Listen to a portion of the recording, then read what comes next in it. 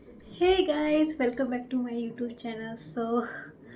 मेरा नाम चेतना है एंड मैं आपसे एक स्टोरी शेयर करना चाहती हूँ जो मेरे साथ एक्सपीरियंस हुई है। और आई होप आप सभी को पसंद आएगी। आप एंड तक बने रहिए और कुछ ना कुछ उससे आपको हेल्प मिलेगी। अगर आप कॉर्पोरेट लाइफ में हैं तो आपको अच्छा लगेगा। आप बने रहिए एंड तक। ठीक है, स्टार्ट करते हैं। मैं आप सभी लोग को बताना चाहती हूँ कि मैं एक कॉर्पोरेट में काम करती हूँ और पिछले 7 साल से वहाँ पे मैं काम कर रही हूँ। वहाँ वो ऑर्गेनाइजेशन अच्छा है, ऐसा कोई ऐसे इश्यूज़ नहीं है वहाँ पे। ऑल सेट है, वहाँ पे कोई दिक्कत नहीं है। बट मैंने ना अभी 2-3 महीने पहले वहाँ पे मतलब सेम सिटी में मैंने एक और किसी कंपनी में मैंने अप्लाई किया और वहाँ पे मेरा सिलेक्शन हो गया। और मैं जैसे सिलेक्ट हुई वहाँ पे मुझे बिल्कुल विश्वास नहीं हुआ कि यार मैं सिलेक्ट हो गई। मतलब ऐसा मुझे इतनी खुशी हुई, मैंने घर पे बताया, मैंने सबको बताया। मतलब सब सेट था, सब लोग बहुत खुश हुए थे कि हाँ सिलेक्ट हो गई। मतलब 2-3 प्रोसेस होते हैं प्राइवेट जॉब में सिलेक्ट होने के। तो वह फर्स्ट स्टेज मैंने क्रॉस कर लिया था। मतलब first round, second round, third round, ऐसे मल्टीपल राउंड होते हैं। तो मेरा फर्स्ट राउंड क्लियर हो गया था। तो मैंने फिर वो जो क्लियर हुआ था मैंने अपने घर पे बताया, सबको बताया। देन सेकेंड राउंड हुआ। सेकेंड राउंड ऑनलाइन इंटरव्यू हुआ। तो मैंने ऑनलाइन इंटरव्यू दिया और वो ऑनलाइन इंटरव्यू कंप्लीट हो गया।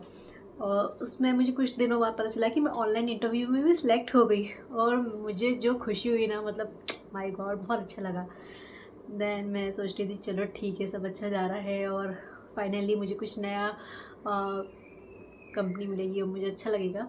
तो फिर कुछ टाइम बाद फिर थर्ड इंटरव्यू के लिए कॉल आया।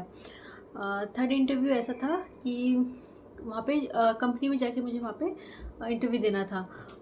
टेक्निकल राउंड, देन उसका नॉर्मल रेगुलर इंटरव्यू, जो नॉर्मल इंटरव्यू रहते हैं वो होता वहाँ पे। मैं कंपनी में गई और मैंने अपना technical round, second technical round वो मैंने दिया और उसमें मेरा सिलेक्शन हो गया। और जनरल डिस्कशन हुआ। तो जनरल डिस्कशन में भी मैं कुछ इश्यूज़ नहीं रहे, सारे ओके रहे और मुझे सब कुछ अच्छा लगा कि हाँ चलो फाइनली मेरा सिलेक्शन हो गया है। और ये सब हुआ तो फिर मैंने अपने घर पे बताया, मैं घर आ गई सब सुन के। घर पे जब मैंने सबको बताया, अपने फ्रेंड्स को बताया, कलीग्स को बताया, फैमिली को बताया, सब बहुत खुश थे। फाइनली मैं यहाँ पे काम कर रही थी, 7 साल हो गए और मैं दूसरी ऑर्गेनाइजेशन में जाने वाली थी। घर वाले बहुत खुश थे। और वो मतलब वो कंपनी जिसमें जाने वाली थी वो इंडिया में बहुत फेमस है, नाम नहीं लूँगी, बट सब बढ़िया है उस कंपनी में, अच्छी खासी कंपनी है। बट ये सब तो ठीक था, सब कुछ अच्छा लगा मुझे इसमें, इसमें कोई इश्यूज़ नहीं रहे। फर्स्ट राउंड क्लियर कर लिया, second round online round clear कर लिया, टेक्निकल राउंड क्लियर कर लिया, सेकंड टेक्निकल राउंड सब गुड था। और जब हमारा इंटरव्यू हुआ था, एक चीज़ बताना चाहते हैं, जब हमारा इंटरव्यू हुआ था एक फॉर्म भरवाया था हमसे। उस फॉर्म में अपना एक्सपेक्टेशन पैकेज उसमें लिखने को बोला था कि आप कितना CTC एंड कितना हाइक एक्सपेक्ट करते हैं। मैंने उसमें 30 से 35% वहाँ पे हाइक उसमें मेंशन किया था। ये मैंने उसमें लिख दिया। मेरे फ्रेंड्स लोग को बताया कि मैंने इतना हाइक एक्सपेक्ट किया है। तो मेरे फ्रेंड्स लोग तो और महान है, उन लोगों ने मेरे को बोला तुमने तो इतना भी कम किया, तेरे को तो 40 करना चाहिए था, 45 करना चाहिए था, ये वो मिला। ठीक है, इतना भी दे देंगे तो भी ठीक है, सेम सिटी में हूँ तो मुझे तो ऐसे कोई इश्यूज़ नहीं है, this is good for me. तो मैंने बोला ठीक है, इतना भी चलेगा मेरे को।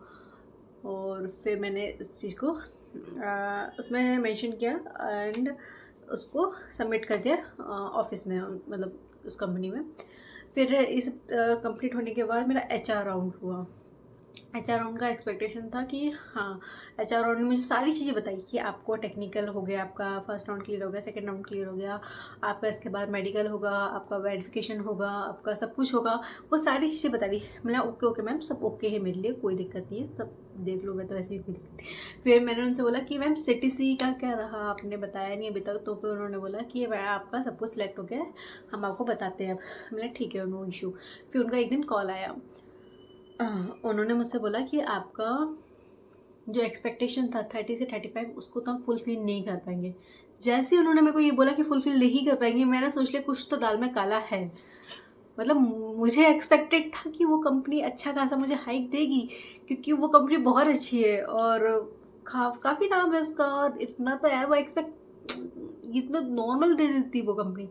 तो उन्होंने मुझसे बोला कि नहीं, आपको जो आपने लिखा है उतना तो नहीं मिल पाएगा। मैंने ठीक है चलो यार, आप इतना नहीं दे रहे हो सकता है, मेरे माइंड में ये सेट था, जब उसने बोला मेरे माइंड में सेट था, ठीक है 30 से 35 हाइक नहीं देगी मेरे को।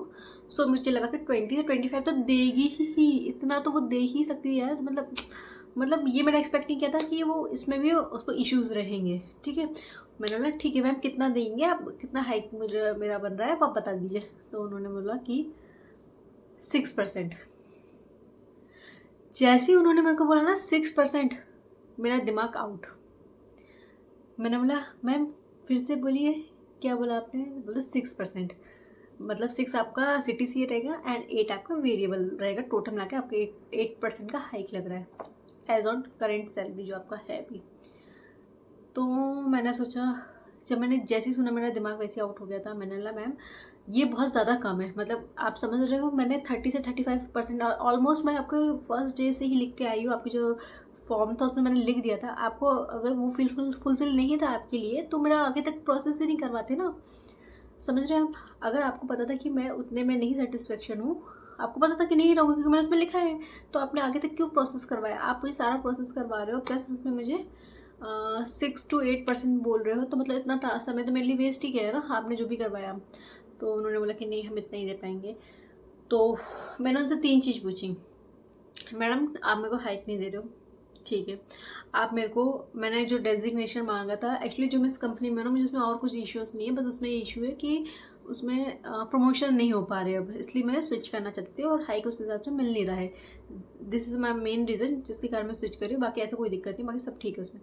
तो मैंने उन नई कंपनी में मैंने उनसे बोला कि आप मेरे को डेजिग्नेशन तो दीजिए, जिस डेजिग्नेशन में मैं भी काम कर रही हूँ आप सेम में ले रहे हो, ये क्या बात हुई? फिर स्विच करने का मतलब क्या? थर्ड चीज़ मैंने उनसे ये पूछा, बोला कि मुझे ना मेरा होम टाउन दे दीजिए, अगर वहाँ पे कुछ वैकेंसी है, वहाँ पे कुछ है तो आप मुझे उसको पे तो दे सकते हैं तो दे दीजिए। उन्होंने क्या बोला होगा? उन्होंने बोला कुछ नहीं मिल पाएगा इसमें से, नहीं हो पाएगा किसी में। और उन्होंने एक और चीज़ बोल दी कि आपका जो CTC और जो आपका वेरिएबल सेट हुआ है ना 8 या 6% वो फिक्स्ड है, उससे ज़्यादा हम दे ही नहीं पाएंगे आपको। मैंने बोला मैम ये क्या बात बोल रहे थे, मैं कोई फ्रेशर तो हूँ नहीं कि मैं कल कॉलेज से निकल के मैं आपके पास आ रही हूँ। मैं ऑलरेडी 7 ईयर एक्सपीरियंस हूँ, मैं इतना तो एक्सपेक्ट कर ही सकती हूँ कि हाँ ठीक है आप 30 से 35% नहीं दे रहे हो, ठीक है मानते हैं कि नहीं दे पा रहे हो आप, बट 20-25 कुछ तो दो भी, 6-8% क्या होता है इससे? तो उन्होंने कुछ भी नहीं किया। तो मेरा दिमाग का वैसे ही आउट होता। तो मैं अपने फ्रेंड्स लोगों से मैंने बात किया कि मैंने ऐसा ऐसा चल रहा है, ये सब चीज़ मैंने फिर उनकी कहानी वानी बताई। उन्होंने बोला कि तू मत ज्वाइन कर, तू मत कर। उन्होंने बोला साफ मना कर दे उनको कि मैं नहीं आ पाऊँगी, आपने जो हाइक सेट किया था उसमें तो कोई भी बंदा नहीं जा पाएगा, एक बार आप भी कभी स्विच करोगे तो आप भी इतने परसेंट में नहीं जा पाओगे, साफ मना कर दे।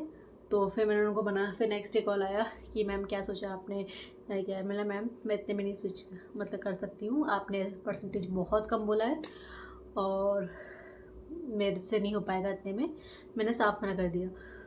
तो उन्होंने के क्वेश्चन थे कि मैम आप कैसे मना कर सकते हो, क्यों? मैंने बोला मैम मैंने आपको फर्स्ट डे ही लिख के दिया था अपने फॉर्म में कि मुझे इतना हाइक एक्सपेक्टेड था, आपको पता था, नोन था कि आपके लिए मैं इतना मांगूंगी ही आपसे, आप भले उतना नहीं दे पा रहे हो तो कुछ तो दो मेरे को, 6-7% में क्या होता है? तो फिर थोड़ा बहुत बात चली वहाँ पे, फिर मैंने सब साफ मना कर दिया कि नहीं मेरे से नहीं हो पाएगा, आप प्लीज़ मेरा फॉर्म मत आगे फॉरवर्ड करिए, यहीं तक रहने दीजिए। उन्होंने बोला ठीक है। फिर कुछ नहीं हुआ। फिर मेरे को वो इस चीज़ से मुझे ये सीखने को मिला कि नहीं यार, अगर आपको कहीं इश्यूज़ नहीं है, जिस कंपनी में आप काम करें आपको कोई ज़्यादा मेजर इश्यूज़ नहीं है, थोड़े बहुत तो चलते हैं सारी कंपनी में, ऐसे कोई दिक्कत नहीं, थोड़े बहुत तो हर कंपनी में रहते हैं, पर ज़्यादा इश्यूज़ नहीं है, तो आपको ऐसे टफ डिसीजन लेते, ऐसे वर्स्ट डिसीजन नहीं लेना जो आपके करियर को इम्पैक्ट कर सकते हैं। जस्ट अगर मैं ये डिसीजन ले लेती ना, लिटरली मेरे करियर को बहुत ज़्यादा इम्पैक्ट कर देता, क्योंकि अगर कोई पर्सन 6 से 8% में किसी कंपनी में स्विच कर लिया है, ठीक है, आफ्टर 7 ईयर एक्सपीरियंस, सो वो अगली नेक्स्ट कंपनी में भी इतने ही परसेंट में स्विच करेगा, फिर आप ये भूल जाइए कि आपको फिर 30 से 30% हाइक मिल सकता है या मिलने वाला है, ये फिर आप कंप्लीटली भूल जाइए, क्योंकि आपने पहली गलती कर चुकी है। आप डबल से गलती करोगे या फिर डबल से अच्छा मांगने की कोशिश करो तो कोई भी पर्सन या फिर कोई भी कंपनी नहीं देगी आपको। तो मेरी तो ये सीख थी, मेरे फ्रेंड्स लोगों ने मुझे गाइड किया, मेरी फैमिली ने मेरे को गाइड किया, तो मैं इस चीज़ से निकल गई। तो ठीक है थोड़ा बहुत इश्यूज़ रहे 1-1.5 महीना, बट ठीक है मैं एटलीस्ट इससे निकल गई। आई होप ये वीडियो आप सब लोग को पसंद आया होगा, आप लोगों को काम आएगा कि कभी भी वर्स्ट कुछ होने से पहले आप अपने डिसीजन पे स्टिक रहिए, आपके लिए जो सही लग रहा है आप उस पर स्टिक रहिए और आप उसको कंटिन्यू करिए। और आप सजेशंस लीजिए, आपके जो वेल विशर्स हैं हमेशा वो आपके लिए अच्छे ही सोचेंगे। सो मैंने उसको मना कर दिया और फाइनली अब मैं जहाँ हूँ वहीं हूँ। पर ठीक है, मेरे लिए एटलीस्ट वहाँ जाने से अच्छा यही ठीक है। आगे कभी मौका मिलेगा तो करेंगे अपन फिर भी। सो आई होप आपको ये पसंद आया होगा, आप कहीं ना कहीं रिलेट कर पा रहे होंगे अगर किसी की लाइफ में ऐसा कुछ हुआ होगा तो मेरा तो ये एक्सपीरियंस था, जो फर्स्ट था, जो इतना ज़्यादा वर्स्ट रहा, बट ठीक रहा, कोई दिक्कत नहीं है, चलेगा। So keep watching, subscribe and like please. Thank you so much, मिलते हैं नेक्स्ट वीडियो में, बाय बाय।